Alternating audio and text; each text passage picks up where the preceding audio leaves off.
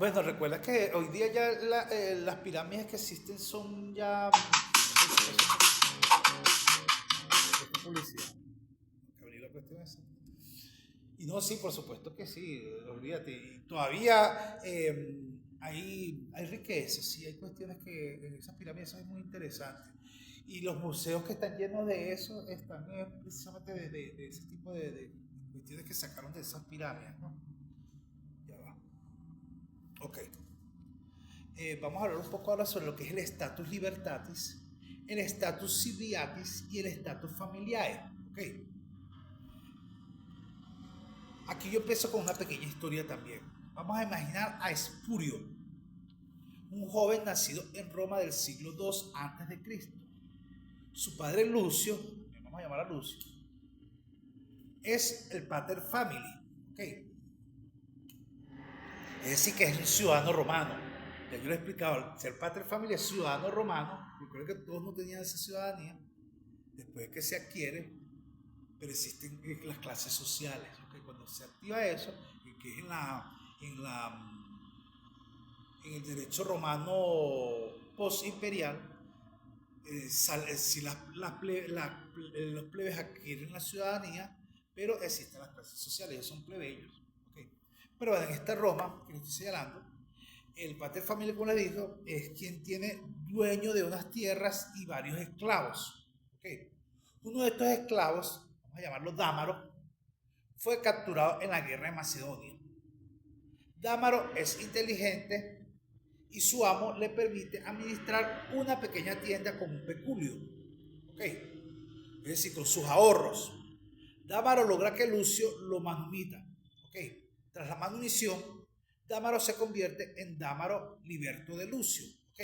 Cuando hablo de la manumita, estoy diciendo que lo va a liberar, va a reconocer lo que está bien, te dejo tu libertad. Es libre y ciudadano, pero debe el obsequio. ¿Qué es el obsequio? El respeto.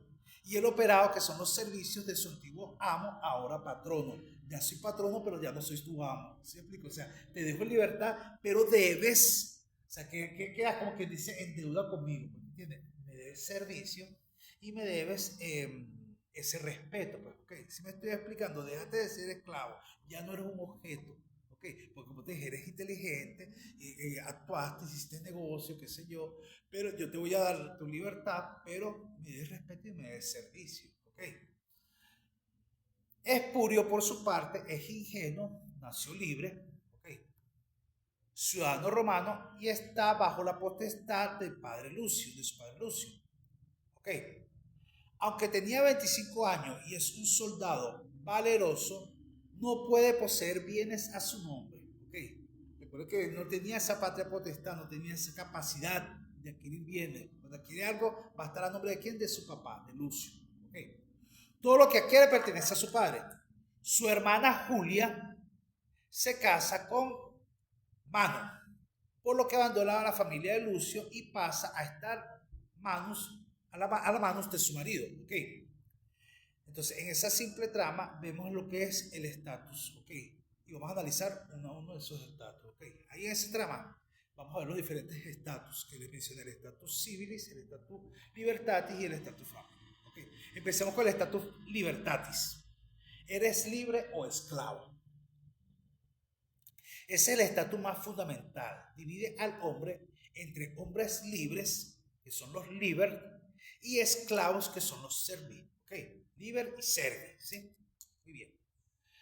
En Roma, el esclavo no es una persona, ya yo lo he dicho. Era un rex. ¿Ok? Era considerado rex. Que era res, cosa. ¿Ok? Es decir, es un instrumento vocal. ¿Ok? Era una cosa, un objeto. Como definió Barrón, se le despoja de su personalidad jurídica. El derecho de gentes, la más común era la cautividad de guerra. El vencido, cuyo destino dependía del vencedor, era reducido a la esclavitud. Es decir, que si yo conquistaba y lograba la victoria, ya tú, al ser conquistado, eras reducido como un esclavo. ¿Ok? O sea, tu figura, si tú hayas sido lo que sea, ya pasas a ser mi esclavo. También el nacimiento, eso también lo dije yo, que nacía de madre esclavo, era esclavo, ¿ok? Nacía esclavo ya, ¿ok? En el derecho civil, en sus inicios, las causas como la insolvencia del deudor, que también ya lo he mencionado varias veces aquí, que podía ser vendido como esclavo tras la adictio, ¿okay? O el ladrón capturado en flagrante de delito, o sea, el ladrón que era capturado robando ya podía ser esclavo. Si era capturado robándome a mí, cuando yo lo he capturado robándome esto, mira, ves, esta persona está robando, hazlo tu esclavo. ¿Okay? Pero esclavo por cuánto tiempo? Por un año, por decir algo. ¿Okay? No era tampoco un perenne. Hazlo tu esclavo por un año para que pague el delito que cometió. ¿Okay? Entonces la condición jurídica del esclavo, en teoría, era que era una cosa sin derechos. Eso ya yo se los he explicado a ustedes. El dueño, quien tenía el dominus, tenía la dominicia potesta, es decir, el poder casi absoluto sobre ese esclavo. En la práctica, la realidad era más matizada. El esclavo podía ser tutor de sus hijos, administrador, incluso médico. La crueldad excesiva fue siendo limitada por leyes como el Senatus Consultum, ¿okay? O las constituciones imperiales que castigaban el homicidio injustificado del esclavo, porque muchas veces ocurría eso, que de manera injustificada sencillamente lo azotabas, está bien, podía azotarlo, pero no hasta la muerte. ¿Okay? Entonces, y sin justificación, tenía que haber una justificación. Entonces, por esto que, como le dije, tras este tipo de situaciones fue evolucionando el derecho y fueron generándose azotes con tantos latigazos, por decir algo. 100 latigazos a Juan por haber hecho esto, 100 latigazos a Juan, listo, ya no podías exceder esa parte porque ya corría el riesgo la vida de Juan, pues, y no tenía que aguantar los 100 latigazos. La facultad del esclavo, el peculium, que aunque la propiedad, esto va a estar de todas formas en la portal, ¿ok? Que aunque la propiedad legal era del amo, se permitía al esclavo administrar un patrimonio propio, ¿ok? Pues él podía comerciar y con suerte comprar su libertad, ¿okay? O sea, si él llegaba y era muy astuto y se valía, y por eso que le digo, fíjense las trampas que había, ¿okay? En ese entonces, Juan está trabajando duro porque quiere ganarse su libertad. Y yo como amo, que voy a hacer explotar a Juan, porque yo no quiero que Juan sobre su libertad, yo quiero que Juan siga siendo esclavo. Pero ¿qué pasa? Juan es astuto y Juan se va a valer de Beatriz y de Grace para meter en una deuda a Jessica, ¿verdad? A objeto de hacer esa trampa, pero Jessica sabe, se entera y también aplica su estrategia. Fíjense lo que, y entonces, como le digo, ante todo este tipo de situaciones, ¿qué hace el derecho? Va asumiendo un rol, no vamos a tener esta situación y vamos a tener esta otra situación, el esclavo no puede hacer esto y así hasta que evoluciona a lo que es hoy día, como he señalado ya, el contrato, lo que es el matrimonio, la patria potestad, hasta cuál es el alcance de la patria potestad. Ok, ya vivía la patria potestad, recae de uno sobre el niño siempre y cuando sea menor de edad. Ya cuando el niño cumple sus 18 años, ya tiene su responsabilidad. Bien, el cobertonium, okay, que era la unión marital entre esclavos, no reconocida como matrimonio, fíjense, cuando los esclavos se casaban, no era matrimonio, sino era contubernium, okay, pero que creaba lazos afectivos y de parentesco natural. Entonces, el amo respondía por los actos de su esclavo, okay, el amo quien respondía por los actos del esclavo. Si Dámaro, retomando el ejemplo, actuando como institutor gestor de Lucio, contraía una deuda, el acreedor podía actuar contra quién? Contra Lucio, no contra Dámaro, ¿ok? Porque Dámaro todavía le debía respeto y todavía, aun cuando no era esclavo y no era su amo, ya era su patrono, estaba bajo la tutela de Lucio, ¿ok? Entonces, Lucio, mediante el actio incitoria, si el esclavo cometía un delito, el amo podía o bien indemnizar a la víctima o bien entregar al esclavo en abono nupcial. ¿Okay? Si yo podía llegar y decir, ok, está bien, yo voy a asumir la deuda de él, la voy a pagar o llévatelo como esclavo por un tiempo. ¿Ok? La manumission, el camino a la libertad, es el acto por el cual un amo libera a un esclavo. Y era un acto solemne, ¿okay? Quiero que sepan que en aquel entonces la solemnidad era algo muy religioso, es más, era público, tenías que hacerlo público y notorio, que todos se hacía un simulacro de un juicio ante un magistrado, que eso se llamaba el pervindactum, se le da la concesión de libertad en el testamento al amo y en el bajo imperio ante la iglesia. Como Eso era algo muy, muy sagrado. El hecho de yo generar esa acción contra el esclavo tenía que hacerlo frente a la iglesia, dando fe de que en efecto lo que se iba a llevar a cabo sí se iba a cumplir. ¿Okay? Esto quería una condición jurídica porque entonces ya el ciudadano romano tenía ciertas limitaciones, no podía acceder a las magistraturas superiores y mantenía un vínculo de clientela con su antiguo amo, que ahora era patrono, pues ya dejó de ser esclavo, pero porque él adquirió su libertad muy bien, pero seguía un vínculo entre él y yo, ok, ya no soy tu amo, pero soy tu patrono, entonces como tal yo respondo por Juan, ok. Bien. Y la ingenuidad, el ingenuo, quien nunca había sido esclavo en la condición de mayor prestigio social, en el caso de Espurio era ingenuo. El status civitatis. ¿En qué consistía esto el status civitatis? Si eres ciudadano o extranjero. Okay. Los ciudadanos romanos, que son los cives, ya yo les había hecho eso, poseían el conjunto de derechos públicos y privados, okay, que son los ius civiles. El ius suffragii, que era el derecho a votar, fíjense, eran nada más los ciudadanos los que tenían derecho a votar, no todos podían votar. Yo digo que si hoy día ciertas personas tuvieran derecho a votar, la historia fuese otra. Así como en Estados Unidos. En Estados Unidos no todo el mundo tiene derecho a votar. Ellos hacen unas elecciones donde votan y después un colegio quien va a votar en base a esos resultados que yo arrojo. Entonces yo digo que eso de que a todos los quitos no se le puede dar derecho al voto, definitivamente. Porque parece que nosotros estamos como estamos. Y los latinoamericanos, todos los países latinos están como están por eso. Porque bueno, le damos el poder a cualquier loquito de carretera. Pero bueno, esa es una historia que yo nunca acabar. El ius honorum, que era el derecho a ser elegido para magistrados. El ius connubii, que es el derecho a contraer matrimonio romano legítimo. Y el ius tae nutia, que eran los hijos ciudadanos y que están bajo la patria potestad. Aquí en derecho romano hay muchos términos que son un poco complejos, que resultan siendo hasta tediosos. Okay. Nadie está con esa vaina. Yo lo que quiero, yo les doy esta parte porque es necesario darlo porque el programa lo exige.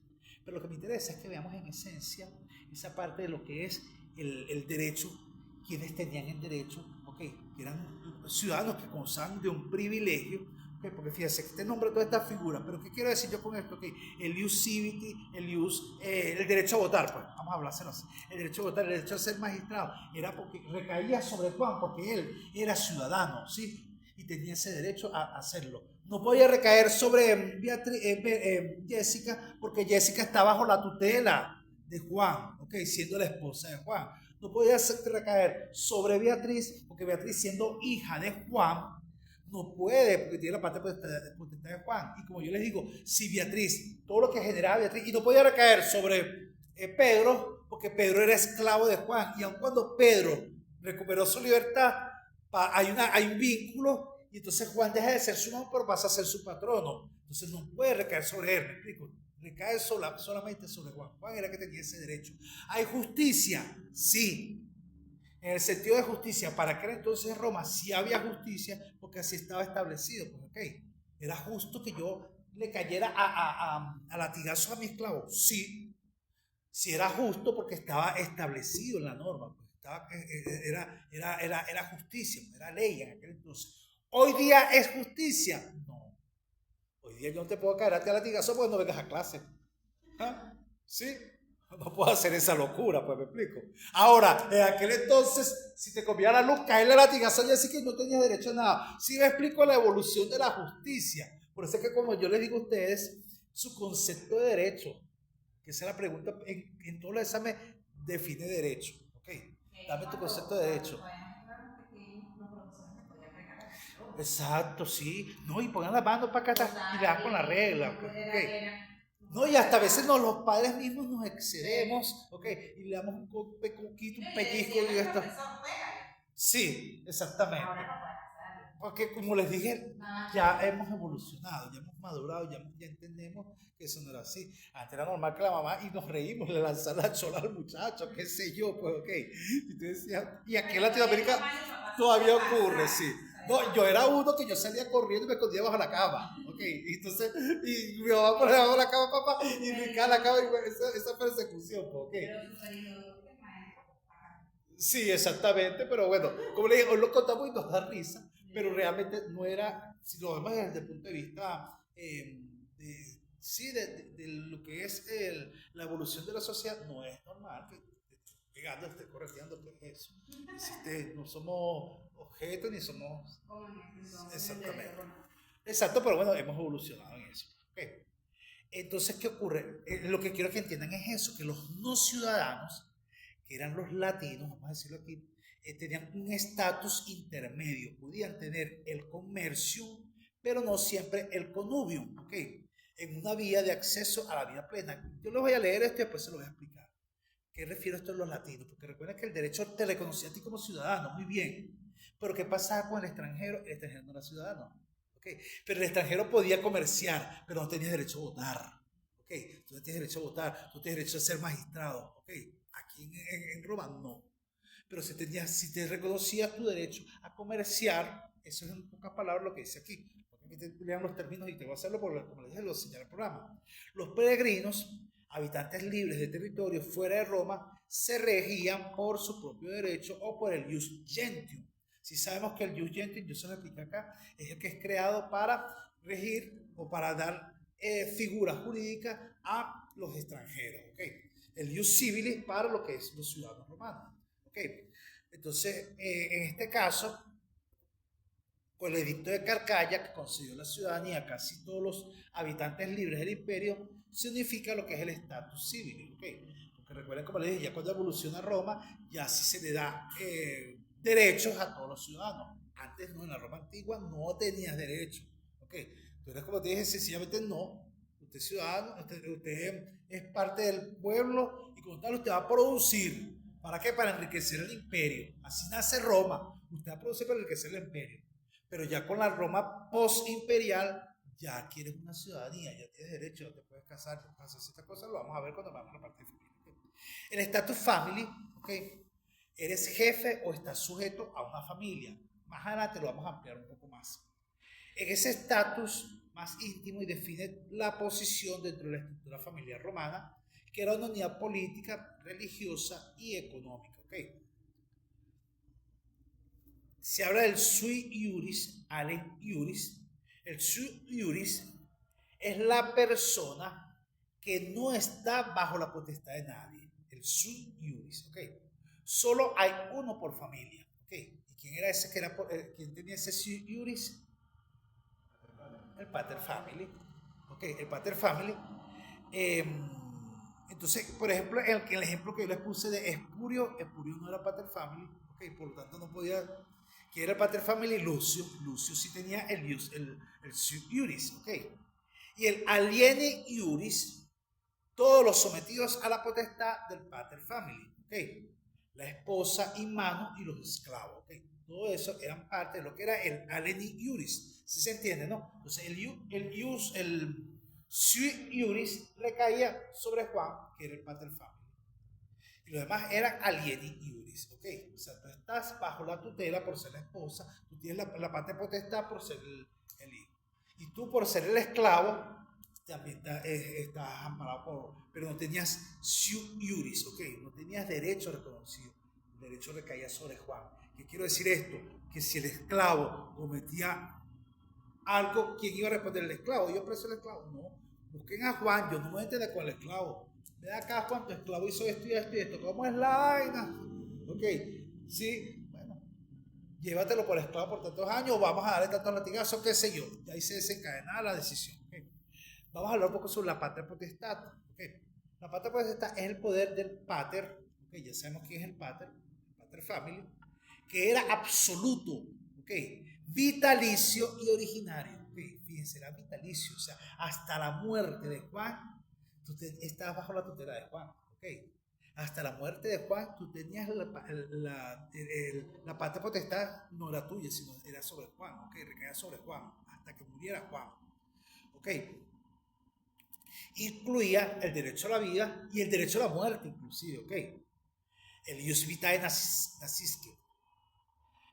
Un filus familia, como Espurio, aunque fuera cónsul, no podía ser propietario. Todo lo que quería revertía a su padre. Es decir, todo lo que Beatriz adquiera siendo hija de Juan va a recaer sobre Juan, no sobre Beatriz, porque Beatriz compra una casa, la casa es de Juan. Ok. O sea, tanto los derechos como las obligaciones recaían sobre Juan, porque no tenía derecho. ¿Sí se entiende eso, no? Muy bien. La agnación versus la cognación. Vamos a hablar sobre eso. La agnación. La agnación es el parentesco civil y se basa en la sujeción de un mismo pater family. Es el que importa para derecho sucesorio y para la tutela. Los hijos de la hermana Julia, que están en manos de su marido, no son agnados de la familia de su padre. ¿Okay? Es decir, los hijos de Beatriz no son agnados de el esposo de Beatriz, okay, sino de Juan. Okay. O sea, los nietos de Juan van a ser también, quien tiene la patria potestad de ellos es Juan, porque Beatriz sigue siendo bajo la patria potestad de Juan. Okay. Y la connación es el parentesco natural o de sangre, al principio irrelevante para la ley. Con el tiempo, el pretor y luego el Justiniano le dieron preeminencia hasta sustituir la agnación, que es el sistema de lo que vemos hoy día. Ok, en reflexión aquí, la vida de Espurio, Damaro y Lucio nos muestra que en Roma la identidad jurídica era un mosaico. No era un simple romano, si era libre o esclavo, ciudadano, latino, peregrino, pater familias o filio familia. Okay. Entonces, ¿qué pasa con esto? Que la grandeza del derecho romano digamos que no reside en sus desigualdades, sino en la precisión de su conceptualidad. Por eso que yo les decía a ustedes que no me interesa tanto esa figura, sino que comprendamos en esencia esa evolución que se visualizó a lo largo de los siglos, ¿ok? Y que permitió de alguna manera dar reconocimiento o dar nacimiento a estas nuevas figuras en el derecho. ¿Okay? La Manutio suavizó el status libertatis y unificó el status civilatis y el reconocimiento a lo que es el estatus de la familia. Aquí tengo otra breve historia de la vida de Espurio. Imaginen a Espurio, nació...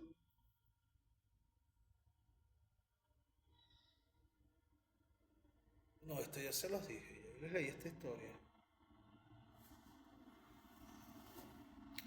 Ok, en Roma el esclavo no es una persona, es una res, eso ya se lo dije también. A ver, no, pero esto ya se lo dije yo. Escrito, ciudadano.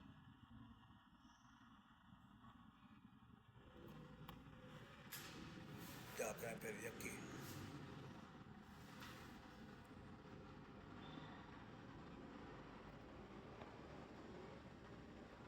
Ok, aquí en la parte de la evolución del derecho romano habla sobre la manumicio, ok, la manumicio, que es cuando, por ejemplo, se reconoce la lealtad e inteligencia de este Lucius. Retomamos el ejemplo de Lucius para mantener ahí, que se convierte en Cayo Lucio, ok, tomando el nombre del patrono, y ahora es una persona, un liberto, es libre y ciudadano, aunque con obligaciones ante su antiguo amo.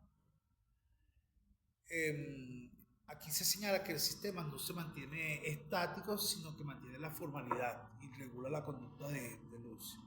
Esto no me interesa. A ver. No.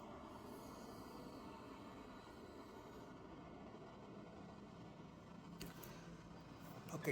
¿Qué básicamente tenemos con esta parte de este encuentro? Que hay tres instituciones que podemos darle reconocimiento al derecho romano, que son, primeramente, la propiedad. ¿Por qué la propiedad? Porque, como les señalé, el esclavo forma parte de ese patrimonio del pater family, ¿ok? Las obligaciones, porque las obligaciones, por lo que les señalé, que es lo que quiero que entiendan, y ojo, en derecho, la materia más jodida es obligaciones. Cuando ustedes van a ver obligaciones, ahí van a entender, a mí no me gusta dar obligaciones, porque obligaciones es un tema. Es un tema, pues siempre, es un tema, no me gusta, verdad que yo prefiero, soy muy bueno para obligaciones, pero termino demasiado complicado, verdad que sí. Es muy fuerte esa materia, es la materia filtro aquí en el derecho. Pero bien, entonces adquieres obligaciones y así como tienes obligaciones también está la parte de la sucesión, que es la parte interesante también en el derecho romano. ¿Okay? La parte de la sucesión, como yo les decía, que con el hecho de que muera el ciudadano Y era lo que les explicaba en la parte de esa universitas. Si ya formas parte de universitas, murió la persona. Ok, pero no muere la personalidad jurídica, la universidad se mantiene, entonces tiene que responder la universidad por esa herencia que está adyacente. Ok, puede ser que esa herencia que vamos a como un ser vivo, pues lo que quiero decir. Esa personalidad jurídica lo va a tratar como un ser vivo, es decir, que va a seguir generando, va a seguir produciendo, van a seguirlo manteniendo los esclavos, va a seguir existiendo. ¿Okay? Va a seguir coexistiendo y generando su razón o su fin lícito. ¿Okay? Si fue una panadería, va a seguir produciendo pan, ¿okay? Y vendiendo sus panes. Hasta que aparezca quien va a cumplir la misión, que es el hijo. El hijo llega, asume la responsabilidad, asume su rol y comienza a producir pan. Esa es la parte hereditaria. En la parte de lo que es la herencia también observamos, o no la parte de sucesión, pero sí en la parte de la obligación, observamos como, por ejemplo, como yo les decía, que Beatriz adquiere matrimonio, muy bien, pero sigue siendo, yo sigo teniendo una facultad sobre Beatriz, siendo el padre de Beatriz, y ella sigue bajo la tutela se afianza una cosa es la patria potestad y otra cosa es la tutela. Y eso es lo que quiero que aborden en esa parte cuando vayamos a ver lo que es tutela, lo que es curatela, lo que es familia, que logremos diferenciar eso. ¿Okay? Como le dije, necesariamente es con la muerte de la persona que se pierde la patria potestad y no hay de otra. ¿Okay? Y no hay de otra. O bueno, la libertad si la quiere, el esclavo, como les dije, una vez ya vendido 3 veces. Ya la tercera venta, ya ese esclavo pasa a ser libre. ¿Okay? Pero, ¿qué pasa con ese esclavo que pasa a ser libre? Pasa a ser libre, pero queda que ese respeto, como se lo dije yo, se lo conceptualiza aquí con el término correcto, y queda el respeto y el servicio, ¿no? Y el servicio con ese amo, ¿ok? Y ya no pasa, ya no es su amo, pero sí su patrón, ¿ok? Está bien, ya tú curaste tu libertad, que ya no eres mi esclavo, pero me des respeto y me des servicio, ¿ok? Entonces como tal, yo sigo siendo tu patrón. Si está claro eso, ¿no? Ustedes tengan alguna duda, preguntas, inquietudes con respecto a lo del... Juan, fíjate, vamos a organizarnos aquí un momentico entonces para el tema de la exposición. Sí. Ya va. Voy acá. Beatriz va a agarrar familia. Dentro de familia tenemos la patria potestad, que es lo que les estoy hablando, ahí sí vamos a profundizar en eso. Tenemos los conceptos y caracteres de la patria potestad, los atributos de la patria potestad, ¿ok? En cuanto a las personas y respecto a los bienes, porque fíjense, como le estoy diciendo, Beatriz se casó, ¿ok? Teniendo la patria potestad sobre su paterfamily, ¿ok? ¿Qué pasa con los bienes que adquieren en ese matrimonio? En cuanto a personas y respecto a los bienes, los peculios y las fuentes de la patria potestad. ¿Okay? ¿Cuáles son las fuentes de la patria potestad? Eso lo va a abordar Beatriz. Muy bien. Mi amiga Jessica va a abordar lo que es la adopción. ¿Okay? El concepto de la adopción, las clases de adopción, ¿okay? La adrogación, los efectos de la drogación.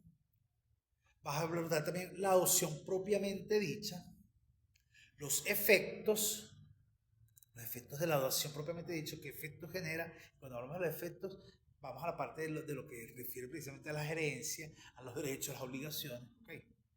La adopción en el derecho justiniano, la legitimación,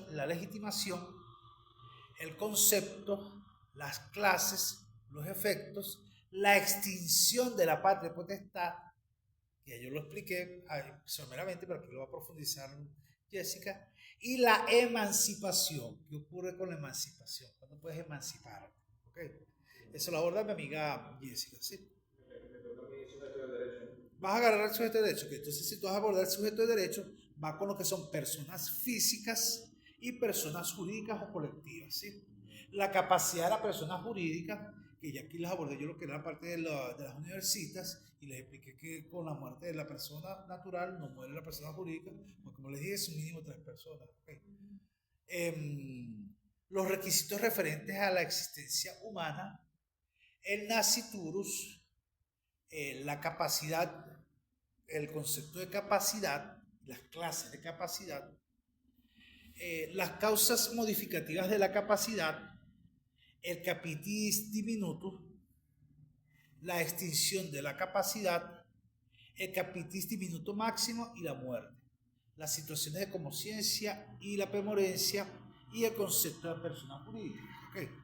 Y para la otra chica que no está presente, bueno, sería ya el matrimonio o la justa nupcial, el concepto, los elementos y requisitos, impedimentos, el matrimonio con mano, sin nada de mano, los efectos del matrimonio, la dote, la disolución del matrimonio y el concubinato. Me extraña que aquí no hablaron de la parte de la unión entre los esclavos, pero vamos a incluirse, yo se lo incluyo luego, que lo decir que me aborde también esa parte porque es interesante que ustedes sepan qué pasaban con los esclavos, porque como les dije, la unión de dos esclavos, si Beatriz, pero si Jessica y Juan eran esclavos y se unieron, no era matrimonio, no era reconocido como matrimonio, sino como otra figura. Entonces, eso sería interesante también abordarlo acá, ¿ok?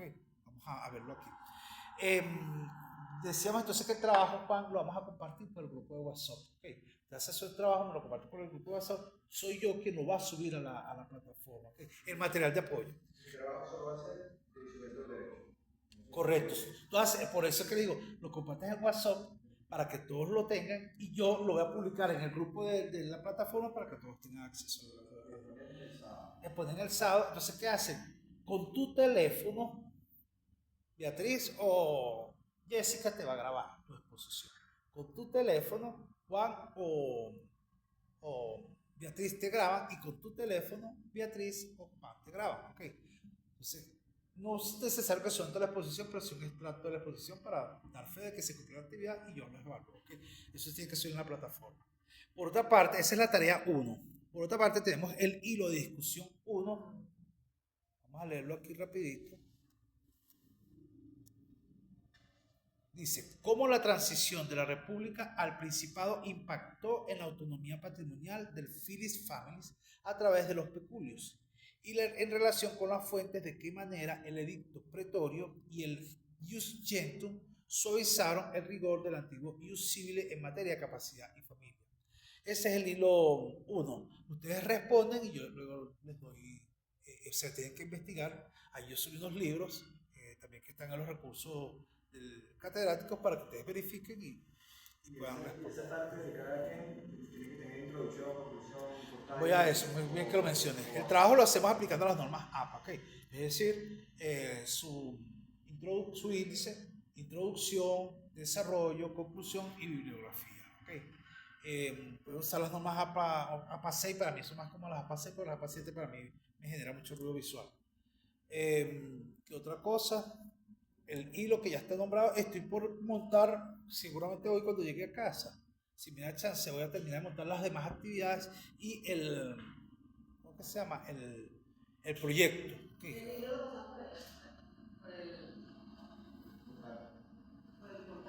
El hilo está en el portal. ¿Okay? Todos tienen acceso, ninguno está bloqueado. Sí, el hilo lo respetan ahí. No está, ninguno está bloqueado, ¿no? Okay. ¿Tú estás bloqueado?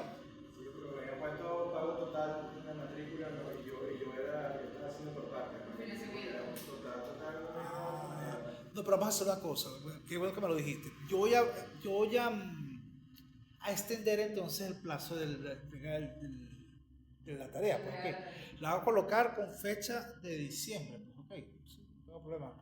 Pero si quiero que en diciembre, eso sí, hagamos como una especie de corte. Okay.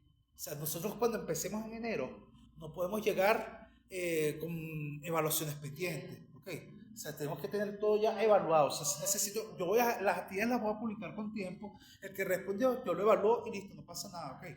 Pero si quiero que tengan todas sus evaluaciones al día. E incluso hay una hoja ahí que se llama participación. Okay. Para diciembre yo quisiera que ustedes ya hicieran eso, firman su hoja, toman la foto y la suben al portal. Okay. Yo la voy a dejar abierta de todas maneras, pero hagan todo para evitar ese tipo de situaciones de que, conchale, no me doy tiempo. No, yo estoy dejándolo abierto desde hoy hasta diciembre. Todas las actividades las voy a dejar hasta diciembre. Vamos a ponerle fecha 3 de diciembre. Okay.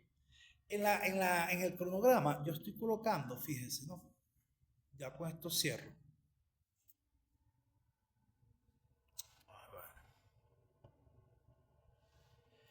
En el cronograma yo estoy colocando para la fecha 16 los temas 4, 7, 8 y 9 que son la tarea 1, ¿verdad?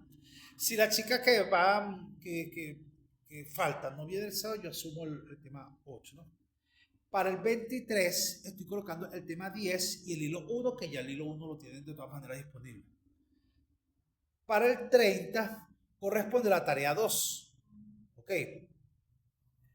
Y para el 7 corresponde el tema 12.